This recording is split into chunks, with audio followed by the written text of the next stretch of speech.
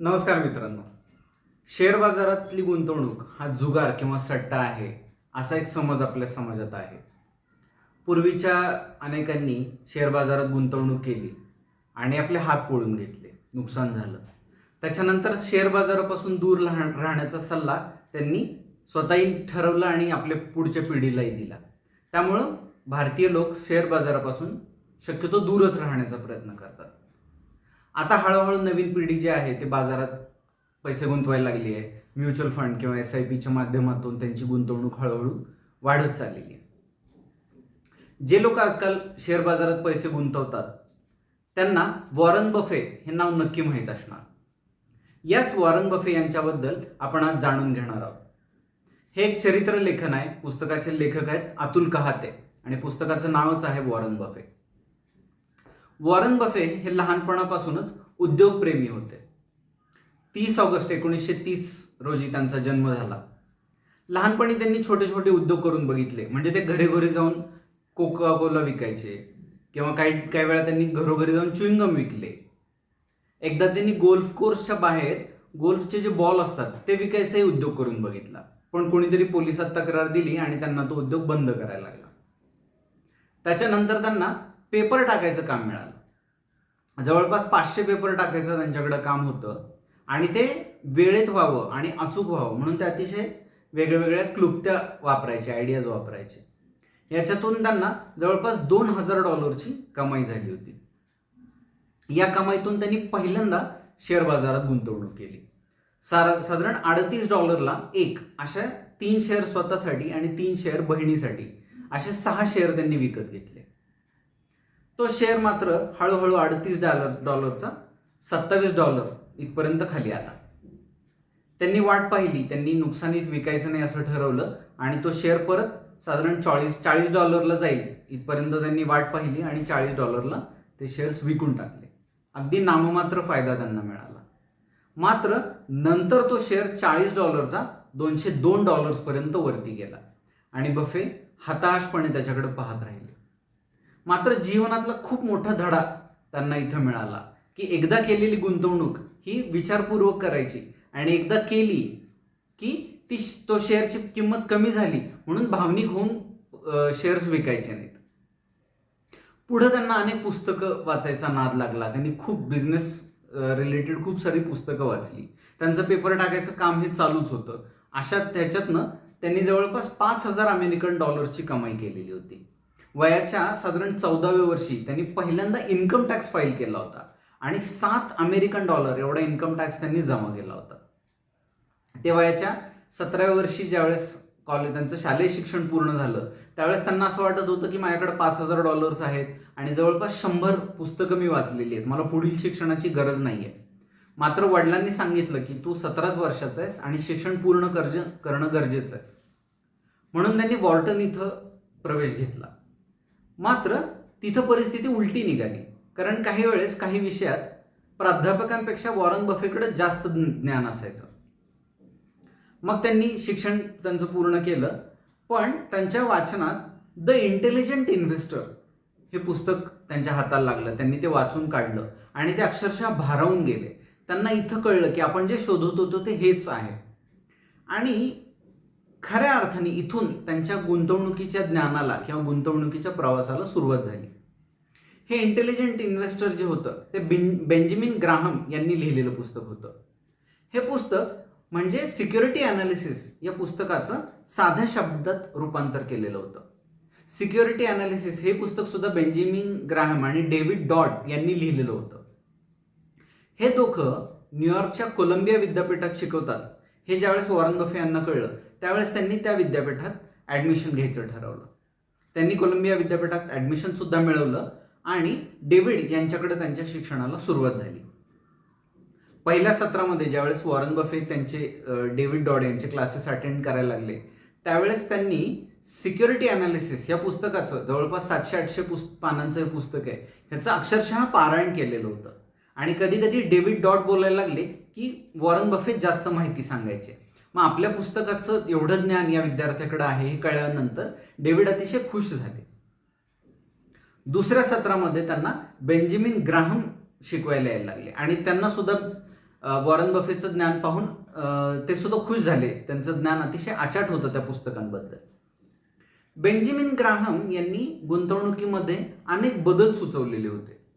तो काळ असा होता की ज्या कंपन्या डिव्हिडंड देतात त्या चांगल्या कंपन्या, असा साधारण समज होता आणि लोक त्याच कंपन्यांमध्ये गुंतवणूक करायचे.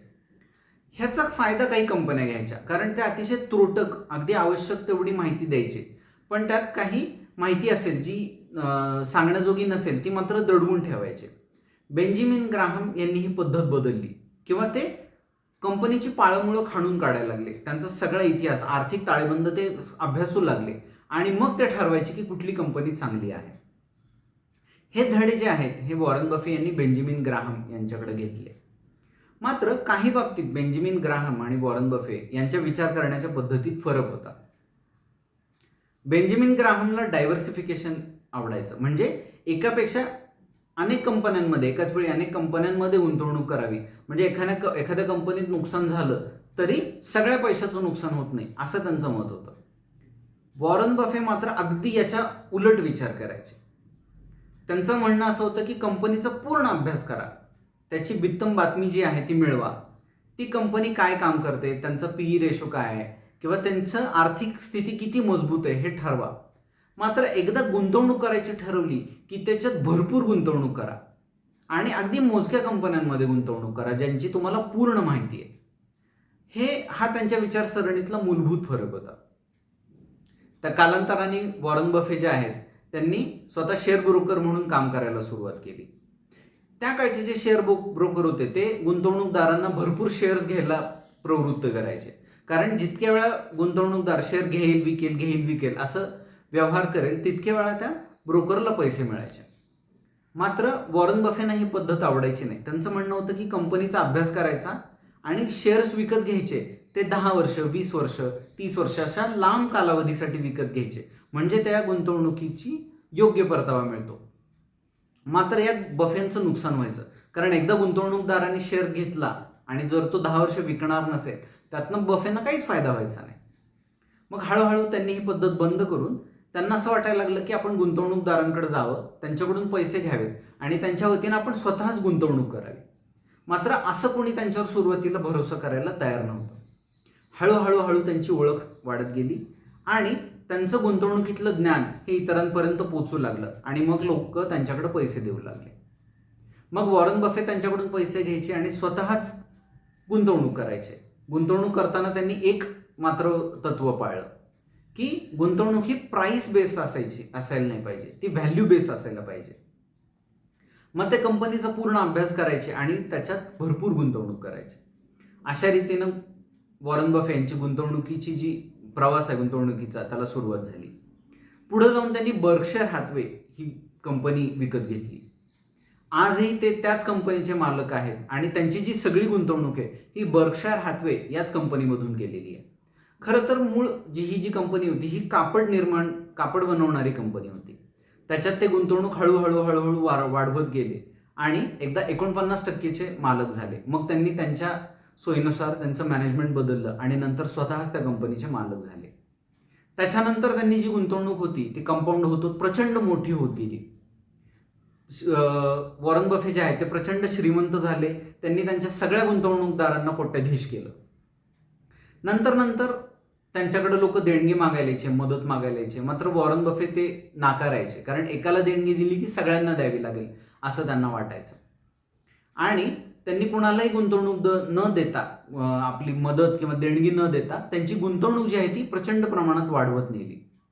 त्यांनी असं ठरवलं होतं की छोट्या देणग्या देण्याऐवजी ज्यावेळेस ही गुंतवणूक खूप मोठी झालेली असेल त्यावेळेस ती सगळी दान करायची, म्हणजे तिचा कुणाला तरी उपयोग करता येईल.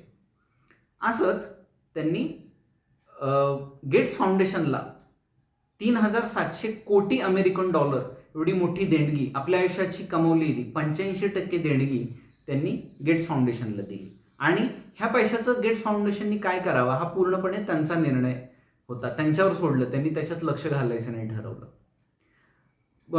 वॉरन बफे जे होते त्यांनी अनेक प्रकारचे पॅरामीटर्स ठरवले की शेअर्स घेताना काय घ्यावं. पूर्वी जी प्राइस होतं त्याच्याऐवजी किंमत न ठरवता त्याची व्हॅल्यू ठरवावी. ती कंपनी पुढच्या 10 वर्षात, 20 वर्षात, 30 वर्षात कुठं असेल ह्याचा अंदाज करून गुंतवणूक करायचं त्यांनी ठरवलं. आणि छोटे मोठे जे फॉल येतात, बाजार पडला आणि गुंतवणूकदार धास्तीने जे गुंतवणूक विकतात ते करायचं नाही असं त्यांनी ठरवलं. त्यांच्या मते ज्यावेळेस बाजार पडतो त्यावेळेस ती खरेदी करण्याची सुवर्ण संधी असते.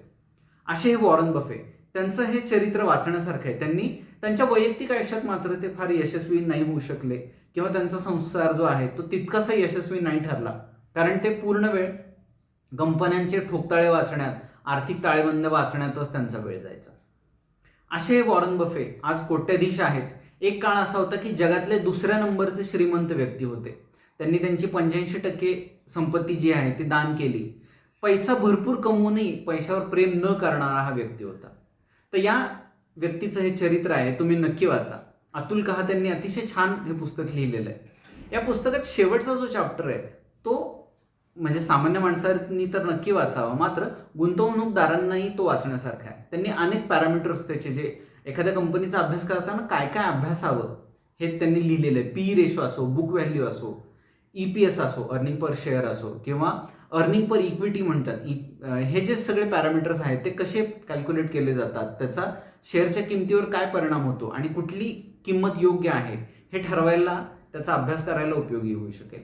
तर हे पुस्तक तुम्ही नक्की वाचा आणि या पुस्तकाचा अभिप्राय मला कमेंट्समध्ये कळवा. तसंच आपला चॅनल जर तुम्ही आत्तापर्यंत सबस्क्राईब केला नसेल तर तो नक्की करा. याच्यानंतर मला तुम्हाला एक विनंती करायची आहे.